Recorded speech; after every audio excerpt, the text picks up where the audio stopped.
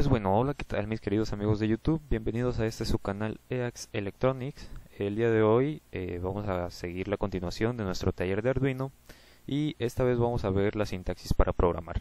El video anterior vimos nuestro primer programa, logramos hacer que encendiera y apagara un LED cada segundo. Y en este vamos a sentar las bases de la programación en lenguaje tipo C para Arduino, que vamos a estar manejando para todos los programas. Vamos a ver los operadores lógicos, aritméticos, vamos a ver cómo se declaran los pines, cómo hacer algunas declaraciones de variables, el delay y entre otros.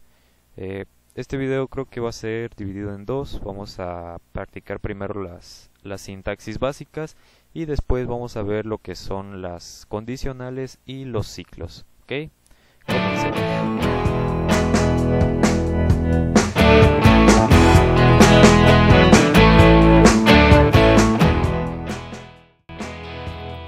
Bueno, vamos a empezar hablando de lo que son las variables. Vamos a ver los tipos, los detalles y la estructura que ésta abarca dentro de la programación. Para empezar, ¿qué es una variable? Una variable es la manera de nombrar a un valor que va a estar en constante cambio durante nuestro programa. También podemos declarar lo que son constantes, que nos ayudarán en el caso de declarar pines para el Arduino o asignarles nombre. Y que estos valores no van a estar cambiando, pero vamos a enfocarnos en lo que son las variables. Primero tenemos las variables de tipo entero. Estas se declaran en el programa con la palabra reservada int y tienen un ancho de palabra de 16 bits. Esto quiere decir que pueden alcanzar el valor 32.767 a menos 32.768. Como dato curioso de esta variable es que puede sobrepasar su valor siempre y cuando sea gracias a un procedimiento aritmético. Por ejemplo, si yo al valor 32.767 le sumo un 1, esta se pasaría, pero pues nada más quedaría almacenada como cierto valor gracias a ese proceso aritmético. También tenemos las de tipo long. Estas, en vez de ser de 16 bits, son de 32 bits y van desde los menos 2000 millones hasta los 2000 millones o más. Luego tenemos las variables de punto decimal. Estas variables se declaran con la palabra reservada float y van desde los 3.4 exponente a la 38 hasta el menos 3.4 exponente a la 38. Luego seguimos con las variables de tipo carácter. Estas son declaradas con la palabra predefinida char. Después seguimos con las variables de tipo booleano, que son declaradas con la palabra boolean y nada más nos dan dos valores, true o false, que es igual a 1 y 0 o real o falso. Después seguimos con las variables de tipo byte. Estas se declaran con la palabra reservada byte y pueden almacenar valores de 8 bits que nos dan de 0 a 255. Esta variable es muy útil para lo que son las declaraciones de servomotores o para trabajar con motores, ya que estos valores son los que maneja el puerto PWM, que ya veremos más adelante en nuestro taller de Arduino. También tenemos los array. Un array consta de todas las declaraciones que ya hemos visto antes, ya que pueden ser de tipo entero, de tipo long, de punto flotante y tipo carácter, lo que significa que mi array puede almacenar varios valores, por así decirlo, valores diferentes, ya sean enteros, de punto flotante o caracteres. En el caso de los caracteres pasarían a ser cadenas de caracteres, también conocidas como strings en programación. Estas cadenas de caracteres son igual a palabras, como meter una contraseña, por así decirlo. Continuemos. Este es el tipo de estructura que va a tomar nuestra variable. Podemos poner el tipo al inicio, después el nombre y el valor que se le va a asignar a la variable. Y aquí tenemos un pequeño ejemplo, un tipo de variable de tipo entero que está nombrada con número 1 y tiene un valor igual a 50.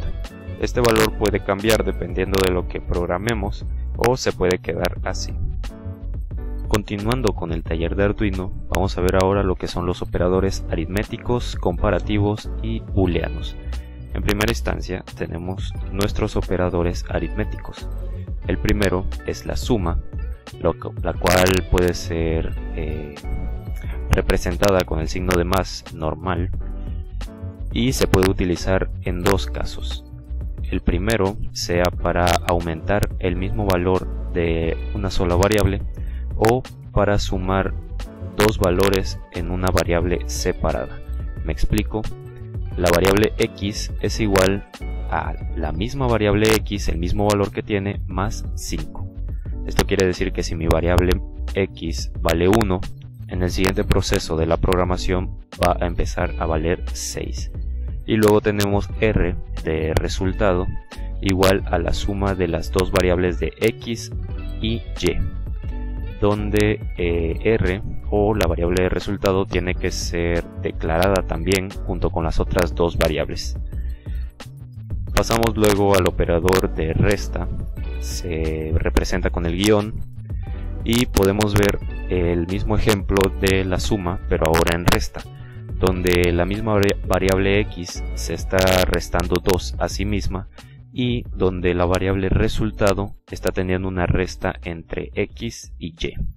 Pasamos a la multiplicación, la cual se programa con el signo de asterisco, se toma como el signo de la multiplicación y vemos que podemos multiplicar una misma variable por un número o multiplicar dos variables y almacenarlas en el resultado. Por último tenemos la división, la cual está representada por una diagonal y pues podemos observar cómo se puede dividir una simple variable entre un número o guardar una división en una variable aparte como la de resultado. Continuando con nuestros tipos de operadores, vamos a ver ahora los de tipo comparativos. Empezamos con los que son igual que. El tipo comparativo igual que está conformado por dos signos iguales, donde del lado izquierdo se encuentra una variable y del lado derecho se encuentra la otra variable.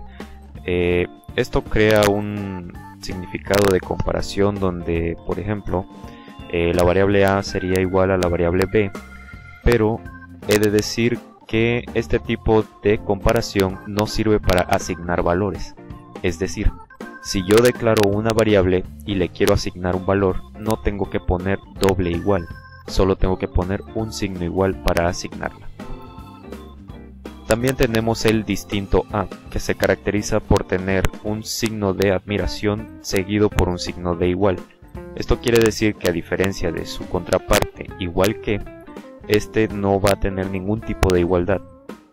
Es decir, si mi variable a es diferente a la variable b, se cumple la desigualdad. Luego tenemos el menor y el mayor que. Bueno, esto es algo que venimos manejando desde la secundaria, desde la primaria más o menos, que son matemáticas simples, solo nos indica si un número es menor al otro o mayor al otro. También tenemos en este lenguaje de programación de tipo C de Arduino el menor o igual a que está señalado por un signo de menor que seguido por un signo de igual que. Este nos dice que se va a cumplir nuestra condición si a es menor o igual a b. Después tenemos el mayor o igual a que, el cual está conformado por el signo mayor que seguido por el signo igual que. Y pues en este se cumple la condición donde a es mayor o igual a b. Ahora procederé a platicarles sobre los operadores de tipo booleano. En primeras instancias tenemos tres tipos de operadores booleanos que son conocidos como AND, OR y NOT. ¿Cómo funcionan estos operadores booleanos? Los operadores booleanos son una forma de comparar dos expresiones y devolver un true o un false, dependiendo del operador. Por ejemplo, el operador AND nos dice que siempre y cuando se cumplan las dos condiciones, la condición 1 y la condición 2, nos va a entregar un true. Mientras no se cumpla ninguna o haya una faltante por cumplir, se va a ejecutar un false, es decir, nos va a entregar un 0. Por otro lado, el operador OR nos permite elegir entre cualquiera de las dos condiciones, ya sea que solo se esté ejecutando la condición 1 o solo se esté ejecutando la condición 2. El operador OR va a estar enviando un true y mientras no se cumpla ninguna de las dos va a enviar un false. Cabe mencionar que este operador funciona con uno o con las dos condiciones. Ahora vamos al operador NOT. Este operador invierte la salida de cualquier condición, es decir, si mi condición 1 se cumple, el operador NOT me va a enviar un false, pero si mi condición 1 no se cumple, el operador NOT me va a enviar un true. Y bueno, estos son nuestros tres operadores de tipo booleano, no tienen tanta dificultad para entenderse y son utilizados mayormente en ciclos como el while o el do while. También pueden ser utilizados para el if y en muy raros casos el case. Muy bien, como ya hemos visto todos los tipos de comparadores que existen en la programación de tipo C para el Arduino, ahora vamos a ver las condicionales y los ciclos. Aquí tenemos enlistados el if else, el case, el for, el while y el do while. Tenemos para empezar la estructura if. Esta estructura es simple y se utiliza para evaluar si una determinada condición se ha alcanzado, como por ejemplo determinar si un valor analógico es igual a un valor de referencia preestablecido y ejecutar una serie de operaciones que se escriben dentro de las llaves si es cierta la condición. Si es falsa, pues la condición no se cumple, el programa salta y no se ejecutan las operaciones que están dentro de las llaves. Aquí tenemos el ejemplo de la sintaxis para la escritura de la estructura if. Podemos observar que es la palabra reservada if y entre paréntesis la variable, seguida por un comparativo que ya los vimos anteriormente y un valor preestablecido por nosotros. Entre las llaves van a ir las instrucciones que queremos que se ejecuten cuando se alcance cierta condición. Por ejemplo, si yo tengo mi variable número y quiero que al alcanzar 10 se encienda el LED, entonces voy a hacer la estructura if para empezar este acondicionamiento de encender el LED cuando el número alcance 10. Por otro lado, tenemos el if else. El if else es igual al if, solo que se le agrega el apartado else, que vendría a ser una traducción de si no, dando a entender que si no se cumple la condición se va a ejecutar lo que esté dentro de sus llaves.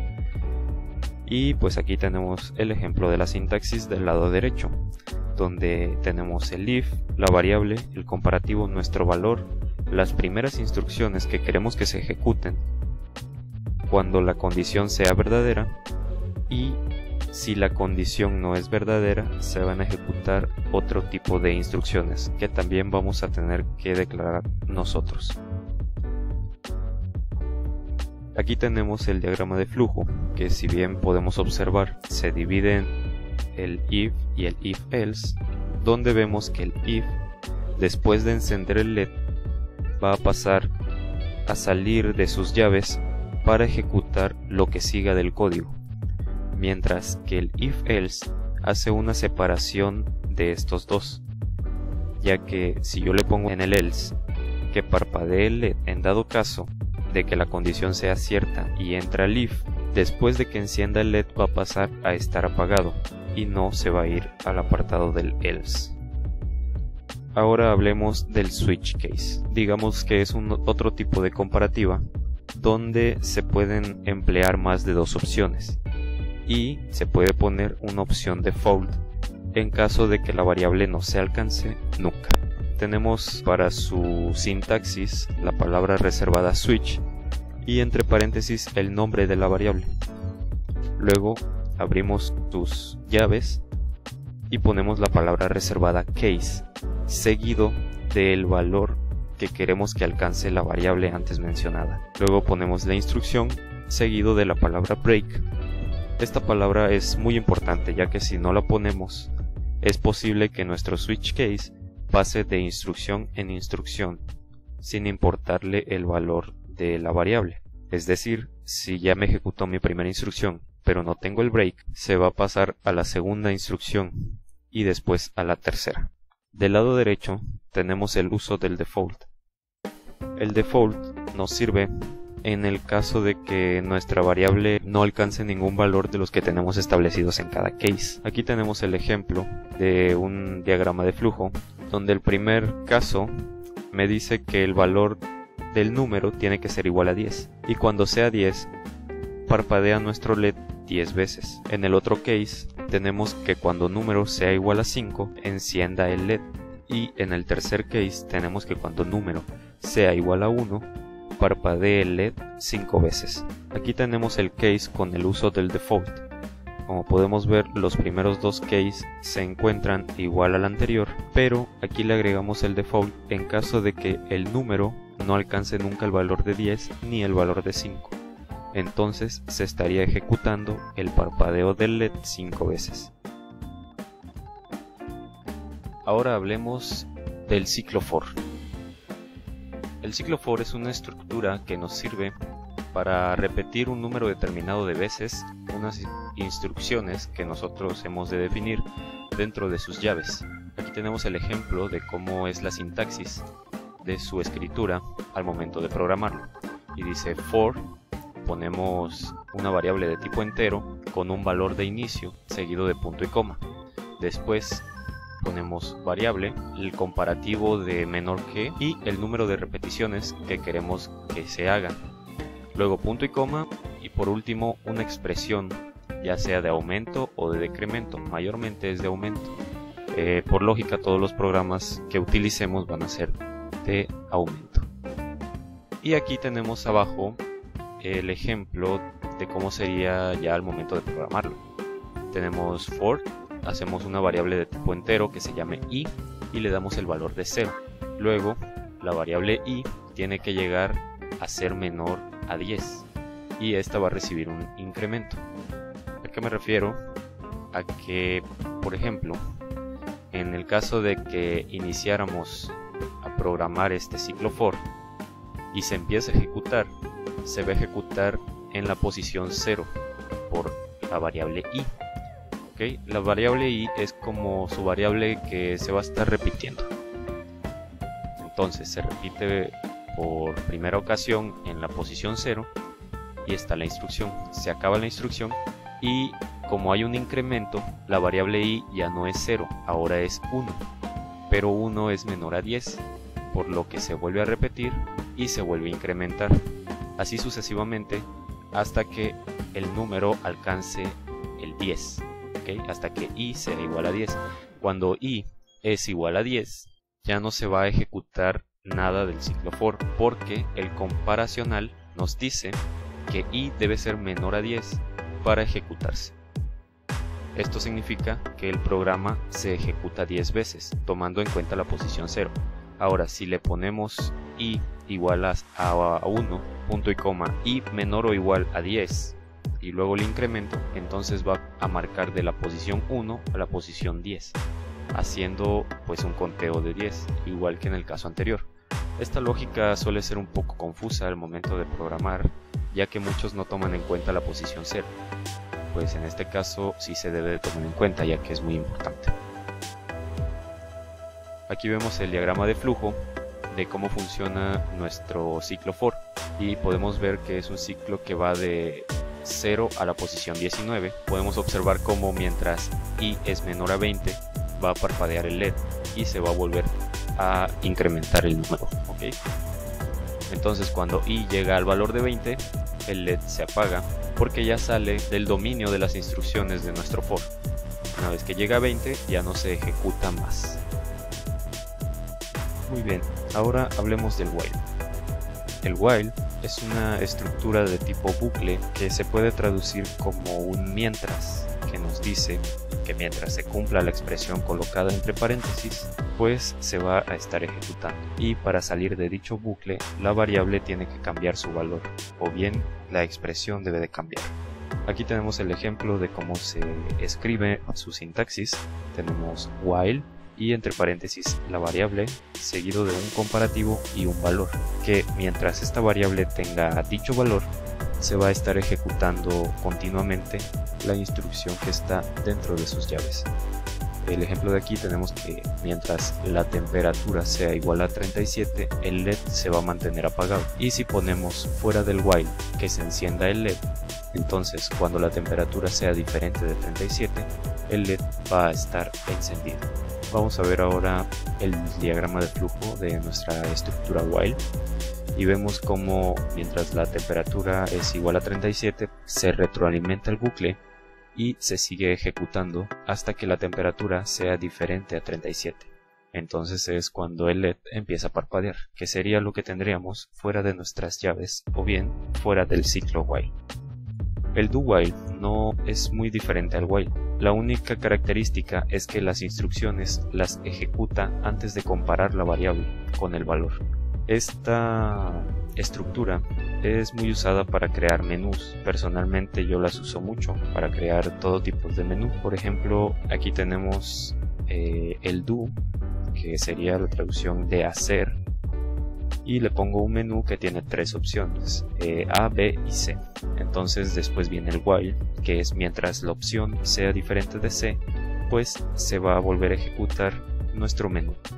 Entonces si yo elijo A o B, el menú va a seguir ejecutándose, porque la opción es diferente a C. Pero cuando yo le dé clic a C, lo cual me va a permitir porque primero se ejecuta la instrucción y después la compara, entonces se saldrá de su bucle. Aquí tenemos, para finalizar, el diagrama de flujo del do while, donde vemos que mientras la opción es diferente a C, el menú pues se sigue ejecutando, pero cuando la opción alcanza a ser igual a C, se ejecuta otro proceso fuera del menú. Y bueno, mis queridos amigos, esta ha sido la primera parte de nuestra sintaxis para programar de nuestro taller de Arduino. En la segunda parte pues vamos a ver lo que son algunas palabras reservadas, cómo funcionan, y vamos a empezar a hacer lo divertido que es programar, ¿ok? No se la pierdan y cuídense.